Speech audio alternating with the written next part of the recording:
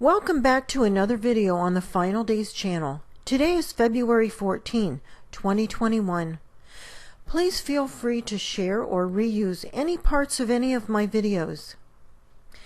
Most of the images shown in today's video were taken from the FAA weather cameras in Alaska just over the past few days. The south-facing camera in Edna Bay, Alaska shows a red object we've seen many times before. Now, for several reasons, we know this cannot possibly be a lens flare of the sun.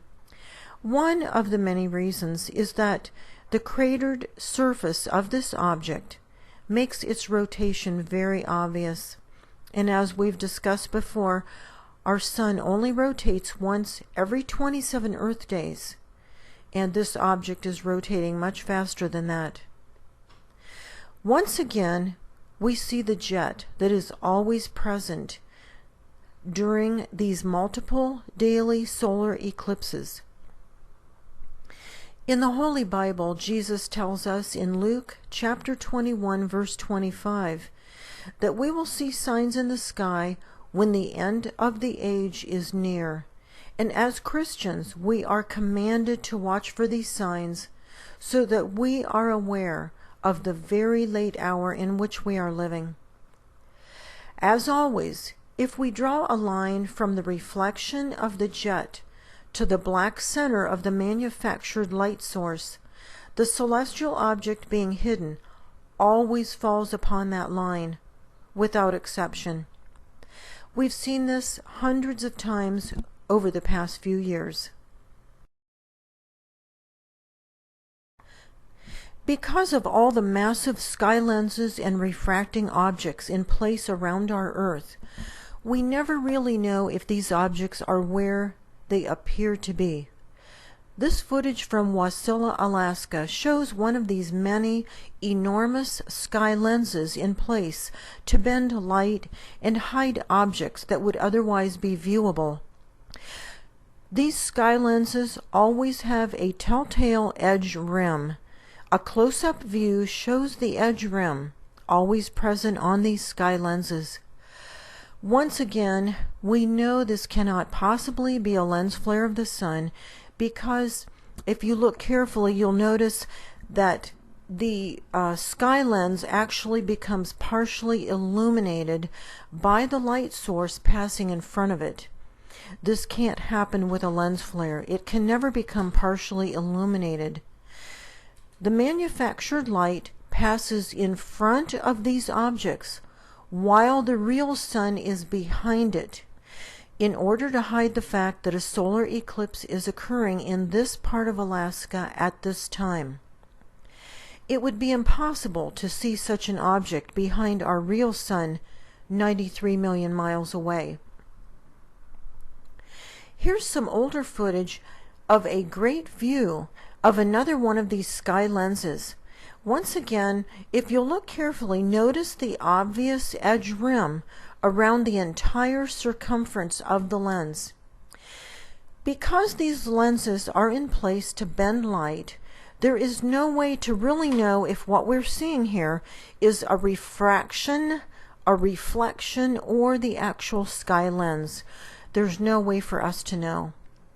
As we move through these images, you'll see how this lens actually causes a reflection of the landscape to become something like a double image. This is what they do. And this is just another sign that we are living in the very last days. Before closing, I would like to share another dream that God gave me about 2 weeks ago. With all the doom and gloom going on around the world, I asked the Lord to please give me a happy dream about love. Well, that very night, He gave me a dream. I found myself walking down a street. It wasn't real sunny out, but instead it was dusk. And there were people walking briskly, passing me on the right and the left, so I must have been walking pretty slow. And after a couple minutes, I found myself walking alone down this street. No one else was to my right or to my left. And I looked to my right, and there stood Jesus about 20 or 30 feet away from me, and he was looking in my direction. So I stopped and I turned toward him.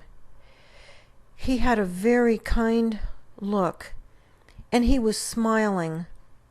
In the dream, he seemed 2 or 3 times as tall as I was, or perhaps I was very small. I just don't know which. But I could feel a tremendous amount of love just radiating from him.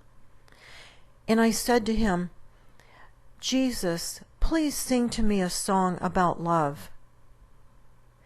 And then he walked over to me and he picked me up, just as a parent would pick up their child.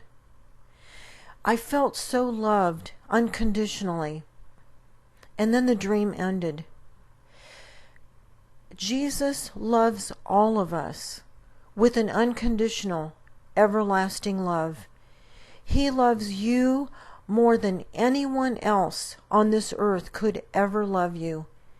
And he's waiting for you to accept his love into your heart and your life. He's standing at your door and he's knocking. These next few screens will tell you how to accept Christ into your life. Simply pause the screens if you need more time to read the text.